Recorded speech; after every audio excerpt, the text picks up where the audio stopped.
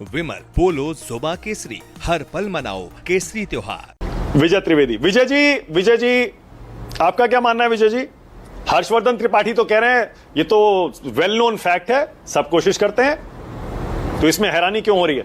विजय जी बोलिए। मानक जी जो हर्ष बोल रहे हैं वो बिल्कुल ठीक बात है, और ये सारी पॉलिटिकल पार्टीज ये एक्सरसाइज चुनावों से पहले करती हैं। और बल्कि यदि आप कभी चुनावों के साथ फील्ड में रहे हों तो जो लोकल लीडर है ना, उसकी दुकानदारी या कितना बड़ा नेता है वो इसी से तय होती है कि उसने कितने वोट जुड़वा दिए या दूसरों के कितने वोट कटवा दिए। लेकिन ये कोई घोटाला नहीं है, वो उनकी एक पॉलिटिकल एक्सरसाइज है। घोटाला कब होगा कि जब चुनाव आयोग या जो भी ऑफिसर है वो उस पर पकड़ रखता है कि नहीं रखता है। और आप इसको देखिए, इससे अगला कदम मैं बताता हूं कि जब वोट डालने आप जा रहे हो तो वहां पर भी जो बड़ा एक्टिव जो उनका एजेंट होगा, पोलिंग एजेंट, वो किसी का रोक देगा कि नहीं ये गलत है, फिर उस पर डिबेट होगी, फिर बहस शुरू होगी। ऐसे ही जब काउंटिंग हो रही होती है तो ये होता है। तो ये पॉलिटिकल एक्सरसाइज का हिस्सा है। आप देखिए बहुत बार वोट पर वो कहता है कि नहीं ये आदमी पकड़ा गया है, ये सही आदमी नहीं है, सही वोट डाला गया है कि नहीं डाला गया है। लेकिन घोटाला कहाँ होता है, गड़बड़ कहाँ है कि जब चुनाव आयोग उसको नहीं पकड़ पाया हो। समझे, जो काम किया जा रहा है, जो इलेक्शन कमीशन पर बात हो रही है, तो राहुल गांधी वो बात कर रहे हैं कि वो एक्सरसाइज हुई कि नहीं हुई। और ये कहना कि इलेक्शन कमीशन ने सारे जवाब दे दिए, तो फिर 18 चिट्ठियां किसके लिए लिखी है? जवाब पहले मिल गए तो 18 चिट्ठियां लिखते रहे हम। समझ रहे? दूसरी बात, राहुल गांधी अगर सवाल खड़े कर रहे हैं तो सवाल खड़े करने को हम अराजकता क्यों कहते हैं? अराजकता यहां पर हो सकती है जैन जी को लेकर, क्योंकि जैन जी आजकल एक नेगेटिव कोनोटेशन के साथ चल रहा है।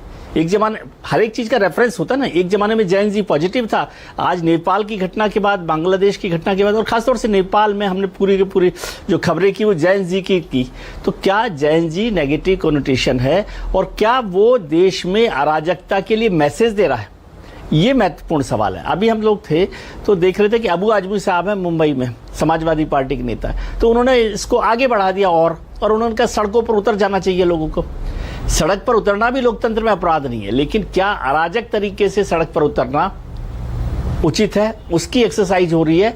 ये सारे मुद्दे महत्वपूर्ण हैं।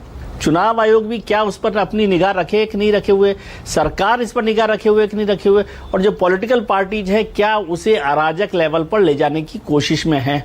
ये सारे महत्वपूर्ण सवाल है। ये बिल्कुल ठीक बात है कि हर पॉलिटिकल वर्कर, मैं तो देखता हूं कि लोकल लेवल पर लीडर ही वो बनता है जो कुछ नाम जोड़ सके, कुछ नाम दूसरों के कटवा सके। अब जो कटवाता है वो दूसरी पार्टी वाला यदि उसकी ठीक से एक्टिव होगा तो वो उसको रुकवा लेगा। समझे? तो ये कोई घोटाले की तरह से नहीं है, ये पॉलिटिकल एक्सरसाइज है। पर घोटाला वही है कि इलेक्शन कमीशन का ऑफिसर बैठा हुआ है वो। विजय जी एक सेकंड, इसमें बस जो राहुल गांधी का कांग्रेस का आरोप है ना कि ये लोकल लेवल पर नहीं हुआ है कि जी फॉर्म 7 भर के किसी का दे दिया। वो कह रहे हैं या तो स्टेट के बाहर से कोई एक ऑर्गेनाइज तरीके से ये चल रहा है, जिसमें मोबाइल नंबर, वो कह रहे हैं ना वो वोटर लिस्ट में पहले नाम उठाओ, उसका डिलीट कर दो, उसके नाम से 10, 12, 15 और डिलीट करवा दो और ओटीपी जाएगा।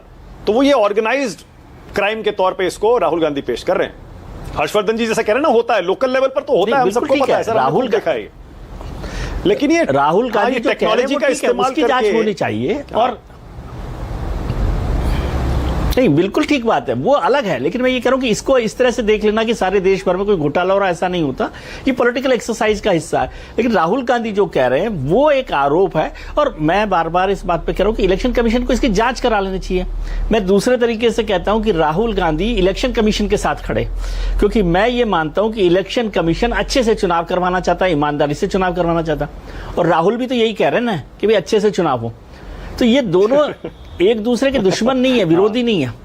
चुनाव आयोग राहुल गांधी को अपना मित्र समझ और कहे भी हाँ आप जो कह रहे हैं इसको हम जांच करवाएंगे। क्या बोल रहे हैं? अब आप उसको है ना चुनाव आयोग पर निशाना मानते हैं।